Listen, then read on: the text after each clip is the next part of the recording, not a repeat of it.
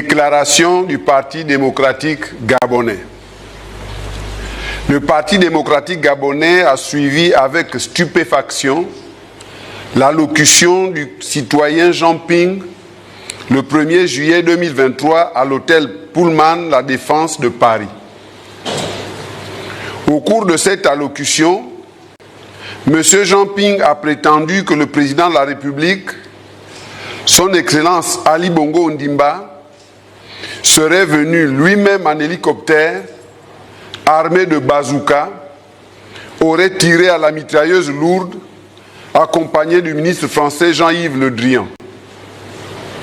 En outre, le président de la République, Ali Bongo Ondimba, aurait instruit les gens à lui trancher le cou à la hache et d'exhiber sa tête sur un piquet.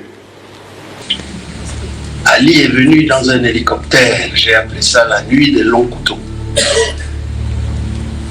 Pour paraphraser une phrase célèbre, enfin un auteur célèbre. Au cours de cette nuit, il est venu lui-même dans un hélicoptère Puma, avec un bazooka, assisté à l'époque par son fidèle compagnon de l'époque, et ils ont tiré à la mitraillette, à la mitrailleuse lourde, au QG,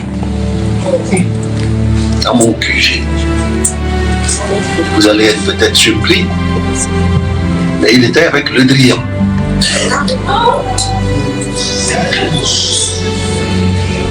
Et alors, il y a eu tant de morts. Ils ont même percé les faux plafonds en pensant que j'y étais. Parce qu'Ali avait instruit les gens de me trancher le cou à la hache. À la hache. Et de l'exhiber, ma tête sur un piquet.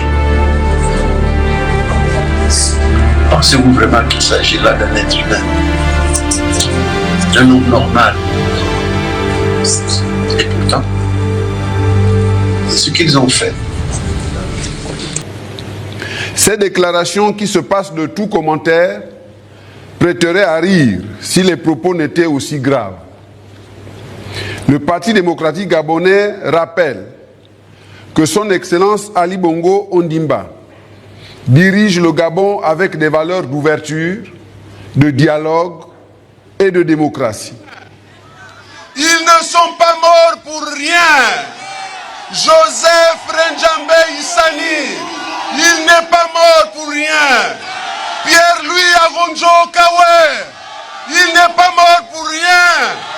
Pierre Mamboundou, il n'est pas mort pour rien. André Mbaye, il n'est pas mort pour rien.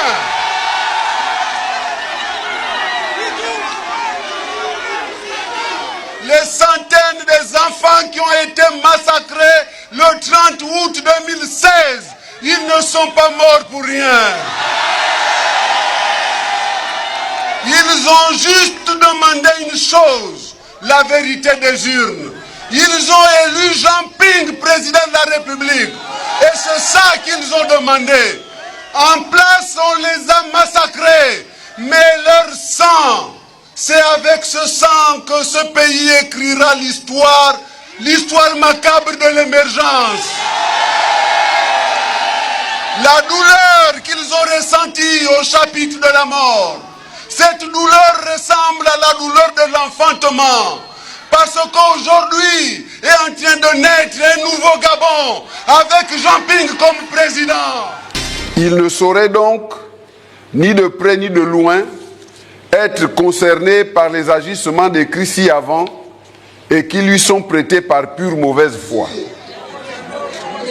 Monsieur le Président, j'ai commencé par faire appel à nos ancêtres, aux premiers hommes politiques qui ont animé le Goulou et qui nous l'ont laissé, avant que nous-mêmes, nous ne le laissions à nos enfants et à nos petits-enfants.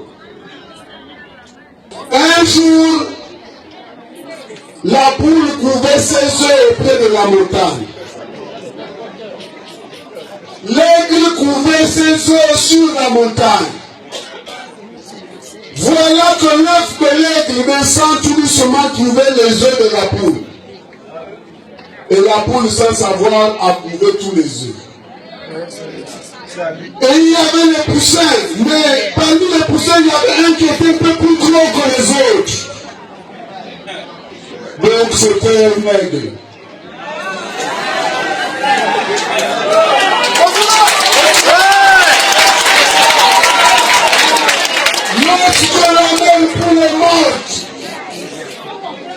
Lorsque la mère poule est morte, l'aigle a grandi, s'est envolé, est parti à la montagne appeler ses frères, les vautours, les éperviers, les corbeaux, la famille des rapaces, et ils se sont battus au poulailler pour massacrer les poussins.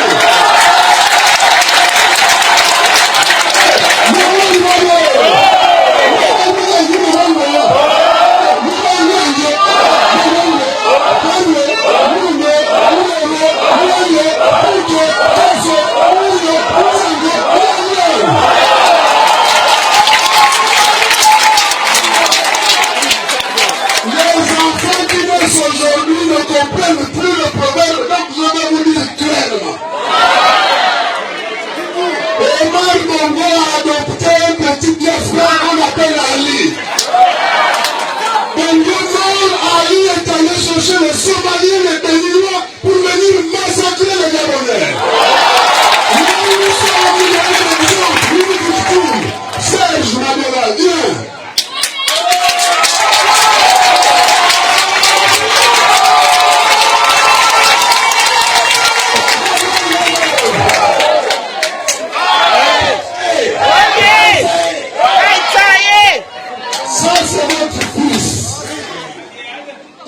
Passé 5 mois en prison à cause d'Ali Bongo.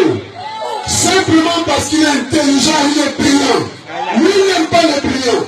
Pour être l'ami d'Ali Bongo, il faut réunir 2 critères. Premier critère, être payé.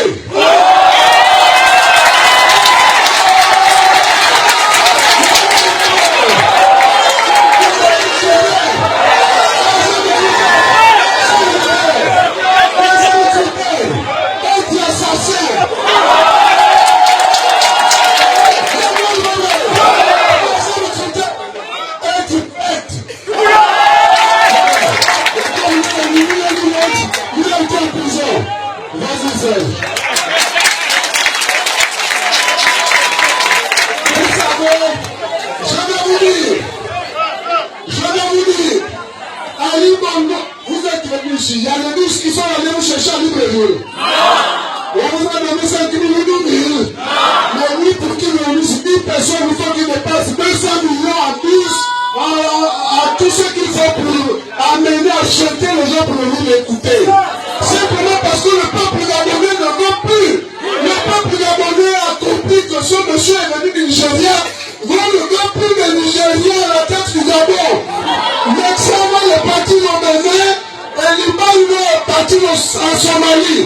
Maintenant Ali, comme c'est Bongo qui l'a levé, c'est son enfant. S'il va, il reste. S'il ne va pas, il part. On doit faire la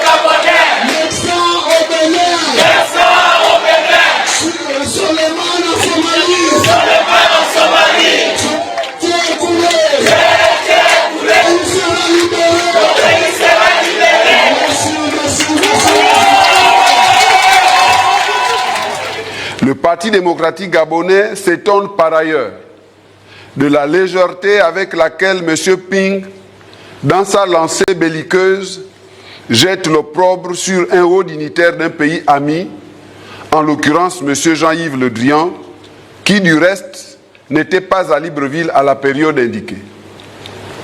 M. Jean Ping est coutumier de ces faits à conséquence. On se souvient de son funeste et inconvenant cafard, d'une part, et de ses propos discourtois où il qualifie un chef d'État africain de voyou, d'autre part. Voulez-vous qu'un enfant qui est venu du Biafra, qui est rescapé de la guerre du Biafra, comment voulez-vous qu'il puisse venir ramasser un pays? Un pays ne se ramasse pas. Je suis désolé. Eh bien, M. Ali Bongo, il ne s'appelle même plus Ali Bongo, il a mis sur l'affiche Ali. Ali 0. Voilà. 0 Ali. Il y a 9 ans, il avait mis Ali 9. À chaque fois, il supprime le nom de son père. Son père putatif. On avait pensé qu'il s'arrêtera à démolir la cité de la démocratie pour effacer les traces de Marbongo. On avait pensé qu'il se limiterait à détruire Jean Ebori pour effacer les traces de Marbongo. Voilà qu'il s'attaque à son nom. De là où il est, dans sa tombe, si jamais il nous voit, il maudirait le jour où il a adopté cet enfant-là, venu du Biafra. Parce qu'il est la personnification de l'ingratitude. Avec Ali Bongo, il ne faut pas lui avoir fait du bien. Il te rend du mal. Fais du bien, rend du mal. Je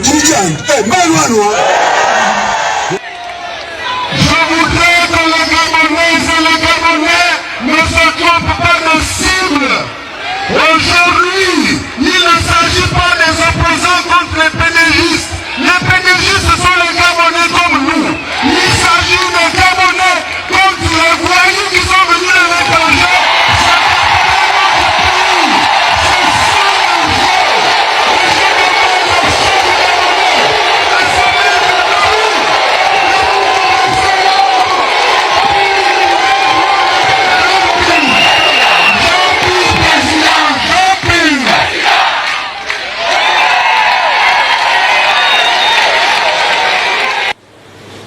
Le Gabon, faut-il le rappeler, reste un état de droit. Son espace politique ne saurait être un champ de transgression permanente, de diffamation et d'outrance gratuite. Car le mensonge et la fabulation, trop souvent répétés, finissent toujours par révéler la véritable nature de leur auteur.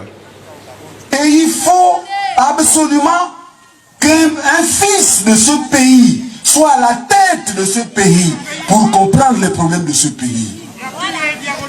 Les problèmes du Gabon, ce n'est pas les Nigérians qui viendront nous les régler. Les problèmes du Gabon, ce n'est pas les Béninois qui viendront nous les régler. Les problèmes du Gabon, ce n'est pas les Maliens qui viendront les régler. Ils ont leurs problèmes. Ils viendront nous aider. Mais c'est nous-mêmes d'abord à régler nos problèmes. Moi, je vais dans tous ces pays-là. Je n'ai jamais vu des Gabonais là-bas. Ils sont entre eux. Mais pourquoi est-ce que notre pays sera livré aux étrangers et nous-mêmes nous sommes là? Vous savez, moi, je ne voudrais pas que demain, les historiens disent, dans 100 ans ou dans 200 ans, que les historiens disent que au Gabon, il y avait un peuple qu'on appelait les Gabonais. Les étrangers sont arrivés de partout. Ils ont envahi leur pays. Ils ont dit Amen par cupidité ou par lâcheté. Je veux qu'ils disent qu'il y a eu des Gabonais qui se sont levés. Jean Ping s'est levé. Il a dit non. Miboto s'est levé. Il a dit non. Et Yerendong s'est levé. Il a dit non. Divungi s'est levé. Il a dit non. Toutumeman s'est levé. Il a dit non. Iwangu Mukani s'est levé. Il a dit non. Mbaoba et Maboudou sont levés. On les a tués. C'est pas grave. De là où ils sont, ils nous regardent, ils nous voient, ils nous aideront.